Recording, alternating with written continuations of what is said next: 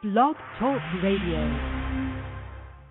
Well, here we go, ladies and gentlemen, across the airways. It's a Tuesday Throwdown live from Cleveland, Ohio. It's the American Sports History Podcast, hosted by a brother, a mentor, a friend, Peter Ray. Yours truly, Mark Mancini, producing this live out here in Los Angeles. Show goes by quick with these two guys. 347-205-9631. You can send your remarks. Also to ManciniSports@yahoo.com. Peter will throw his out there. And if you want to catch the archive version on blogtalkradio.com/Mancini Sports, podcast platforms, wherever you subscribe to podcasts, powered now by Mancini Media.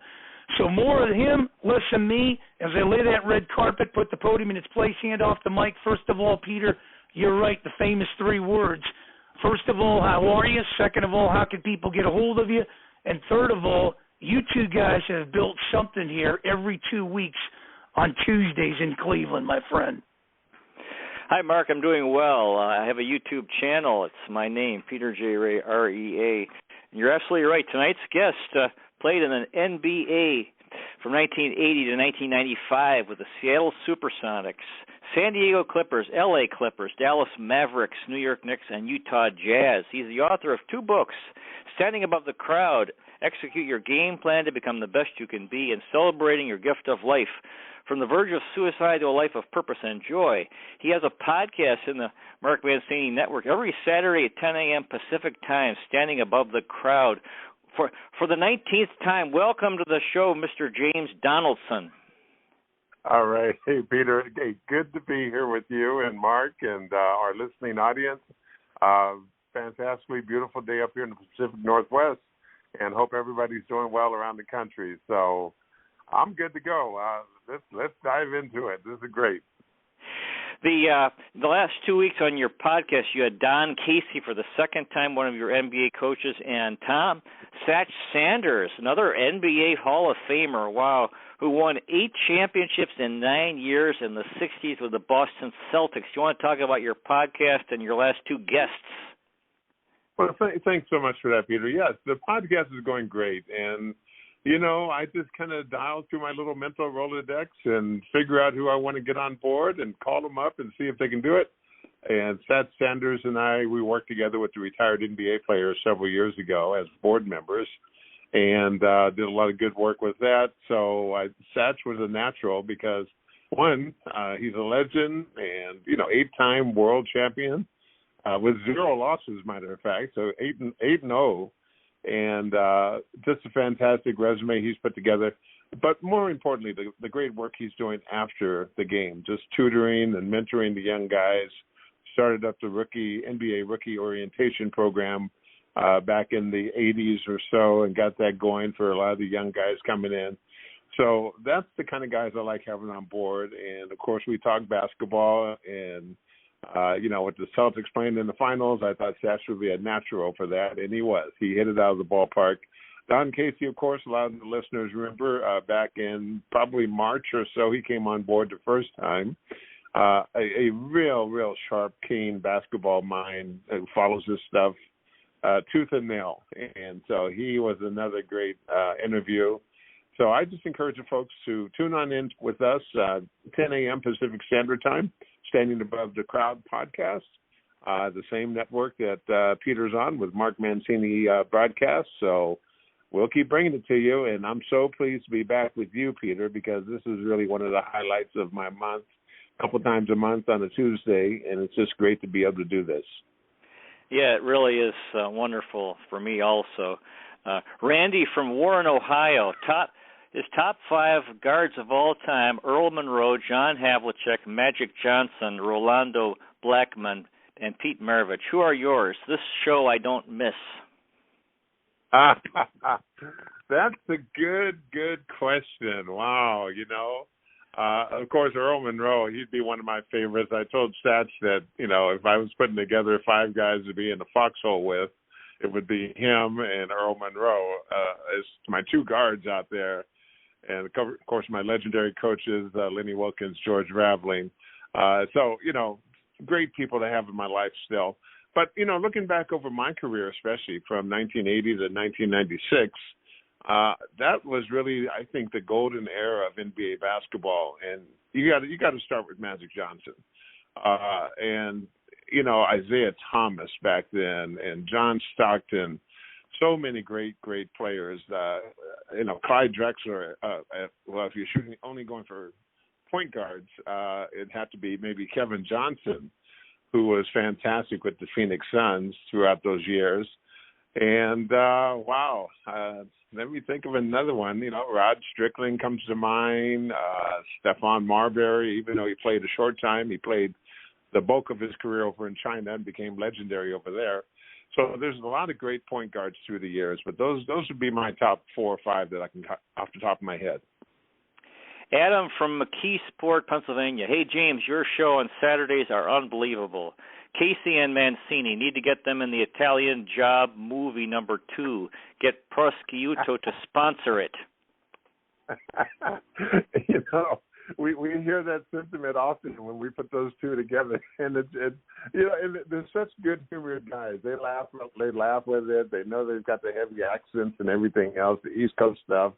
But I think it really adds a certain element to our podcast when you have guys from different walks of life, different backgrounds, different accents on their voices. That really is what brings it to life, because this is all audio that we're doing, so we don't have the video. We're doing all audio, and it's really, really great to be able to change it up with all these different intonations and everything else. David from Louisville, Kentucky, a show that cares every 2 weeks, not like our lousy government. Oh, wow. Thank you so much, David. Yeah, I know. I'm probably feeling like most of you out there, feeling totally neglected by our government and just not taken care of and not listened to. But this is what we have to work with, and we just kind of suck it up and be tough and get through it all. But yeah, we do care. Peter and I, we're men of faith. We profess our faith. We talk about it. We share it, and I think that's really what keeps us on that pathway of being something different, a different voice that people need to hear from time to time. That we're not in control. We're not in complete control. Matter of fact, I think as you live life, you understand pretty quickly how little control we actually have over things.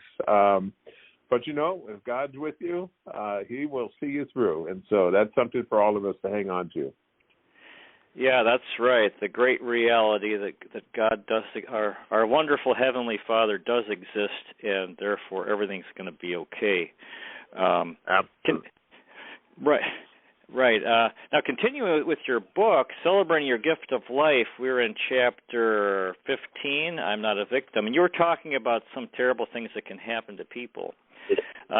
Being in some of these situations might also lead to mental health issues, including depression. That is completely understandable and a natural result of such a situation. However, the best path to good mental health is to try not to act like a victim. Rather than focusing on the situation and being a victim of it, we need to get appropriate professional help when going through adversities. If we develop the mindset that we will not be or remain a victim, we can make our lives improve much more quickly. It would have been so easy to blame my problems on my ex-wife, on the banks that would no longer give me a business loan, on the NBRPA and the NBA, on my accountant for my IRS woes, etc. But as long as I am able and willing to shoulder my share of the blame, I can make my way through a difficult situation. Once you take responsibility for your part in a situation, you're no longer a victim. You actually are empowering yourself so you can then take action to improve the situation. And once you begin to take action, the situation does improve. It may not happen overnight, but even slow progress is better than no progress. No progress is what you get when you stay stuck in a victim mentality. Yes, that is so true. And back to my point just a little bit ago, there's only so much that we can control, and we have to take a look at the man in the mirror when we're going through difficult times and try to sort out what part of this do I play in what I'm going through. Was it bad decisions? Was it erratic lifestyle choices that I made? Was it, poor investments? What did I do? What did I play? And then be able to kind of sort that out from the overall picture and take account of that and say, okay, That's my portion of it. And, it caused a cascading run of events after all of that. But let's take it back to, the man in the mirror and say, wow, okay, this is what I'm responsible for. Forgive yourself for that. Learn your lesson and get back on the horse and keep on trying again. The key is don't ever, ever give up. Yeah, the victim mentality, it seems people like the idea of, it's not my fault, my life is terrible, which kind of makes them feel good, but then it also then they feel, they can't do anything. So I like how you mentioned being empowered by getting away from that we let's have power and let's work to change our lives, not just wallow in misery and say, I'm a victim and so forth. Right. Garrett from Marlborough, Massachusetts, that last listener is right on. Doesn't the government work for the people, not the other way around? God is my rock. And that's where we have to really lean on to, if we put our faith in the people, people are invariably going to let us down at some point, even if even if your immediate family. At some point, they're going to let you down. People are fallible, they're human, and they're going to fall short so many times. And so that's why it's so important to put your faith into something greater than people that are around you. We put way too much faith in our elected officials. And, and I tried to be an elected official. I ran for office 3 times over the last 10, 12 years. I never quite made it across the finish line. But, I got a chance to be up close and be on the debate stage and really state my case. But again, I wanted to represent the people. It wasn't about my agenda. And but people get into this idol worship, and they just feel like, wow, this person will lead us to the promised land. And I think looking at our current administration, a lot of people are having second thought and saying, wow, wish we had a do-over, but we don't. We just have to play it through. 2022 is the midterms coming up in November, and then 24 would be another presidential election. So we'll have a choice. We'll have a chance to make our voices heard. We just have to make sure we get them heard. Joey from Bucks County, Pennsylvania. Hey, James, did you ever get a technical thrown out of a game? You seem like a mild-mannered individual. No, I had my share of technicals and fights and all kind of things. Wow, I don't know if it's up on YouTube or not, but I remember I had a consecutive playing streak of, closing in on 700 games or something like that. I was way up there. And I got in a fight with Mark West from the Phoenix Suns. So he and I were duking it out and swinging and throwing punches, and I got suspended and, broke my consecutive streak. We made our case to the NBA. I was with the Dallas Mavericks at the time, and we pleaded and said, no, it's just one of those things, and they wouldn't have it. So, and then also back in the day, we would get technicals for hanging on the rim. I mean, Daryl Dawkins, of course, was infamous for breaking the backboards and things, but if you hung up there too long, you would get a technical, and usually it's $250 or so. Back then, and so now it might be 10 times that for doing that kind of thing. But they don't call that nearly as much as they used to. So, but I've had my share. My nickname was Dukes because I was not afraid to put up my Dukes when I was playing out there and defending all my guys in the team. I was the enforcer guy. Ann from Huntington Beach. Hi, Peter and James. Your show seems like a gift from up above. A lot of people need to hear this message here in Cleveland. Thank you so much, Ann. Yeah, I think so. Not just Cleveland, but I think all over the country, all over the world. We are just a couple guys who are just talking sports a little bit, talking about mental health issues that are going on in this country and are plaguing so many of our youth especially. And so, we want to talk about what's current and what's important. Sports, we all can go and Google last night's game results from the finals and see all the stats and everything else and give our little 2 cents worth. But, that's easy to do. Let's talk about the real thing, something that matters, and hopefully is helping some folks out there listening as well. So I really appreciate that. Holly from Bellingham, Washington. Hi, fellas. The minute we give up on a dream, they should ask themselves why they even started. Keep up the great work. What a genuine show. Character and integrity. Yes. Thank you so much. And so, again, it just goes back to my point. I think we need more shows like this, more good news, uplifting, positive, kind of informative shows, because as soon as you turn on cable news or any of the networks, you're just bombarded by negativity left and right. I have to go on my on-demand site of my cable box and, pull up old comedies from, 20, 30 years ago where you can just laugh and have fun, and it was funny back then. Most of those shows would be canceled now, culturally canceled because you can't make that kind of show anymore.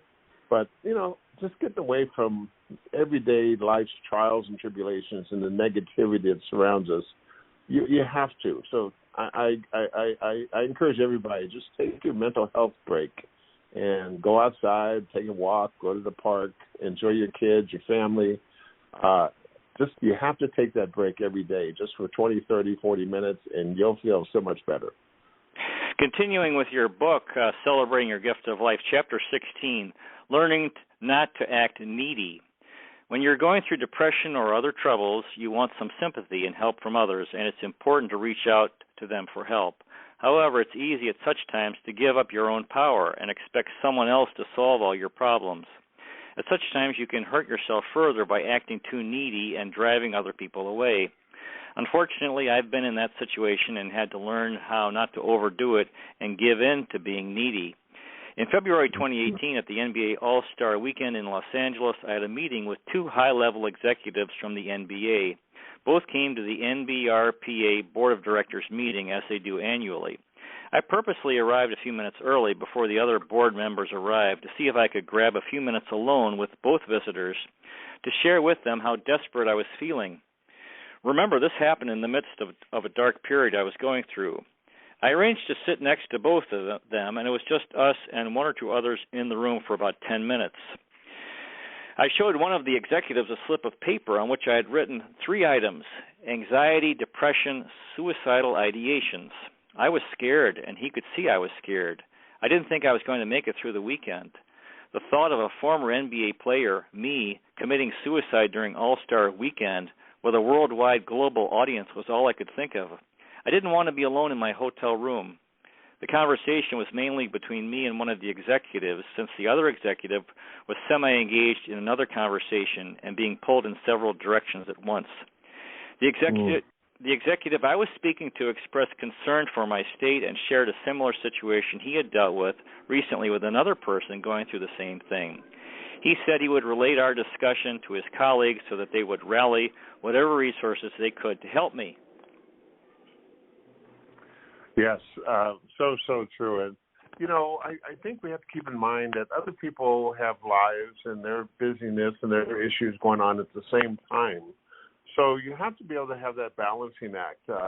Do what you can do on your own as much as possible. But then also don't be afraid to reach out and talk to other folks and at least let them know that you're going through some difficult times. Those two NBA executives, as a matter of fact, one was Adam Silver, and so I took it straight to the top, and I said, hey, Commissioner Silver, hey, I don't know if I'm going to make it through this weekend. And of course, he put me off in his deputy, his second in command or whatever, and I felt like, wow, maybe I overstepped my boundaries. I know he's a busy guy, and, I just had to go back and reassess. And for my own mental well-being, I actually left the All-Star Weekend early. I left on a Saturday morning. It usually doesn't conclude until Sunday evening, just so I can get out of there and get to a safer place. So do what you can do to take care of you, because if you're not here to, make it through, then it's all for naught. Every day I look out, and this is springtime, and I look and see how truly blessed I am to still be here every single day. Taylor from Flint, Michigan. Sports today, big money. But, James, in your day, the players were much better. Look at my Pistons. Since the bad boy days, we have not been very good. Do you have an extra grocery bag I can wear so nobody notices me at the next game I go to?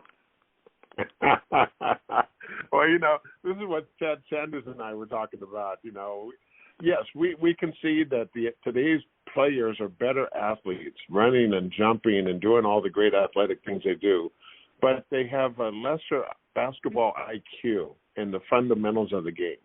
And so that's what's missing. The game is resorted now to just coming down and jacking up three-pointers, and if they go in, great, you win. If they don't go in, you look terrible and you lose. And that's kind of what it comes down to now. The big man game has virtually disappeared. There's no more big guys who are playing with their back to the basket who you have to kick the ball into. The defense collapses on them, and then, you kick it back out for a wide open two-pointer or three-pointer. So the game has really changed. And I'm sorry, and the exorbitant ticket prices are going up next year, the NBA announced. So as long as there's a market for it and people keep lining up to fill the arenas, we get what we get, unfortunately. Continuing with your book, during the board meeting, ironically, the topic arose of some of the work the NBA was starting to do to support current players with mental health issues. Earlier in the season, two current players, Kevin Love and DeMar DeRozan, had spoken up about the mental health challenges they were dealing with. The NBA realized mental health support was something the players really needed. Being a retired player, I realized the NBA's primary concern was for its current players, not those already put out to pasture. However, I was glad to have the NBA's ear, if only for a moment. The executive I was speaking to realized how serious my situation was and told me to call him any time I needed to talk to someone. Of course, I wore my welcome out quickly since he was a very busy person, but I was desperate and scared. He and I agreed to meet the next morning over coffee, which gave me the sense that he really cared. I told him I didn't feel good about being away from my home in Seattle and by myself in my hotel room because I was afraid I might do something to harm myself. I told him I would feel better if I went back to Seattle to a more comfortable environment, so I left Saturday morning. Normally, All-Star Weekend begins on Thursday and goes through Sunday evening. Once I got home, I pestered him over and over with phone calls. I needed him or anyone from the NBA family to help me in my desperate state. I kept hoping for a paid player appearance or some minimal part-time thing to help me get back on my feet, but nothing came of all of that. I fell further into depression. Yes. Yeah, and this is what I was just talking about. I mean, I felt like I really wore my welcome out. I was a bother. I was a nuisance. But I was so glad I at least let them know what I was going through. I went home to Seattle that weekend, and on Monday morning, I got news from the bank that they closed down my business. They froze all my checking accounts and all my credit card transactions and everything. So essentially, we were out of business, and I had to face my whole crew on Monday morning and basically give them their last paychecks and have them clean out their lockers. I was in the midst of a heavy, heavy depression, and somehow I was able to at least hold it together. But I think even my team I had with my business could tell that something was really going wrong with me, and I just hung in there as best I could. That NBA executive stopped taking my calls, never returned a call after a while, never got me any help that I was hoping for. And so that's kind of my disappointment with all of this. And this is why earlier in our talk here, putting our faith in the people so much that we just get disappointed inevitably is something that really, when you're dealing with mental health issues, it's really going to just rock your world. And so I kept my faith. I kept going to church every Sunday. I kept God in my life. And even through those very, very dark days that was February 2018, I was finally able to make it through all of that, and just so glad I did. So, folks, put your faith where it counts, with God above, and don't put too much faith in the people, especially if they are not sincere in helping you out. Yeah, that's true. We do need people, and people can help us, but they are limited. But God, that's what's so wonderful, and God, there's unlimited help from God, and that's what's so important. Our wonderful Heavenly Father. Rick from St. Augustine, Florida. Best names: Slick Watts, Spud Webb, Gar Hurd, World B. Free, Jim Jackson, Otis Thorpe, Tom Bordewinkle. Can you add to my list? Wow. You know, what comes to mind is all the great nicknames Darryl Dawkins had. Remember that? Chocolate Thunder, and, and the way that he named all his great dunks and things. He was a real character. But, I don't know. I'm trying to think. Pistol Pete, of course, comes to mind. A lot of great nicknames. Earl the Pearl, Monroe, we had on the show a couple weeks ago. There were a lot of great guys. Clyde Frazier. So they're all coming to mind now that I'm thinking about it. And, that's what makes the game great, is it's so much more personal and up close than football, for instance, or baseball. I mean, if you're lucky enough to sit down in the lower portion of the arena or in the front or second row, these guys are larger than life. They come running at you. They might, run you over in your front row seat. But that's what the game's all about, because you can see the expressions. You can see the sweat flying off of them. You can see the muscles rippling. Just a beautiful game to watch up close. And I love it. And, yeah, all the great games that came along with it, even added to all that colorful. And don't forget Dr. J. Dr. J even added more to the colorful flair of the NBA. Continuing with your book, when I got back to Seattle, I finally had to pull the plug on my long-running business. The decision was made for me by my business creditors. Poof, there went my income, my identity, and my sense of accomplishment. There went everything. I was hurting and in a very bad place. My NBA contact quit taking my calls, and poof, there went my sense of NBA family support. I don't blame them. I was being overly needy. My point is, when you have someone to support you, don't push them away with being overly needy. Plus, I had to understand the NBA has other concerns than my mental well-being. They are about making money and providing entertainment for the fans. It's not that they don't care, but that I can't expect them to change their mission for me. I had to learn to toughen up and take responsibility for my problems, not expect others to fix them for me.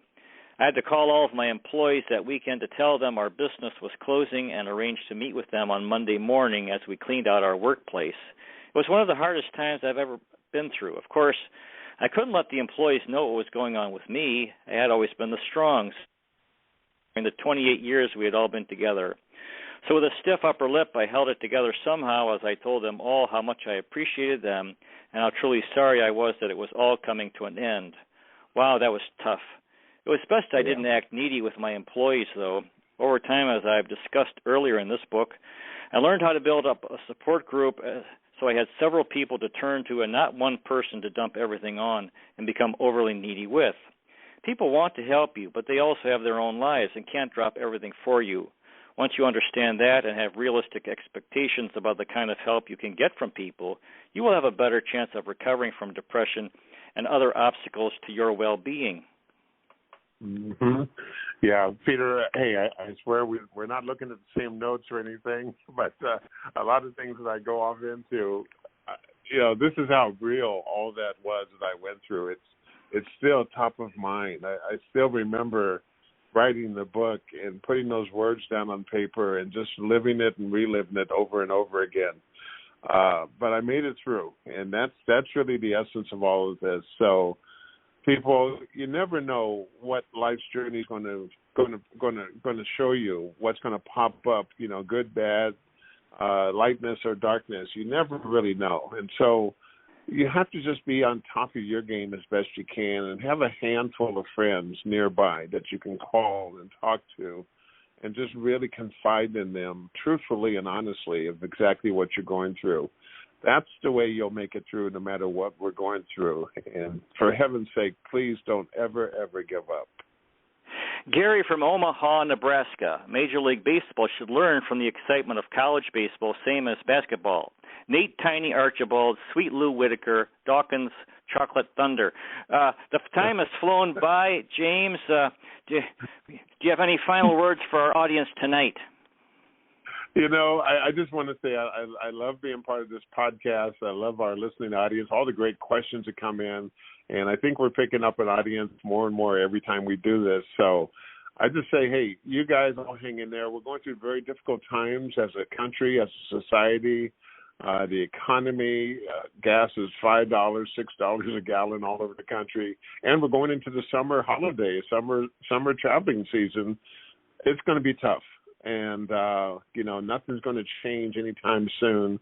So just bear down, hang in there, stay strong, and talk to other folks in your life if you need somebody to talk to. You'll make it through just as I did. So peace be with you all, and I love every one of you. What another wonderful show with Mr. James Donaldson. Next week we'll have Craig Elo back for the second time, former NBA player. And 2 weeks from tonight, James Donaldson again. Sam McDowell is having health problems. He has surgery a week from tonight for cancer in his throat. So God bless Sam McDowell. And Mark Mancini is getting me in touch with Bill North, former Major League Baseball player, won 2 World Series with the Oakland A's. So we're going to try to get him on as a guest. Dear listener, may the road rise to meet you. May the wind be at your back. May the sun shine warm upon your face and rains fall soft upon your fields. And until we meet again, may God hold you in the palm of his hand. Good night, everybody. Thanks again, Mr. James Donaldson. Thank you. Be well. God bless. God bless us all.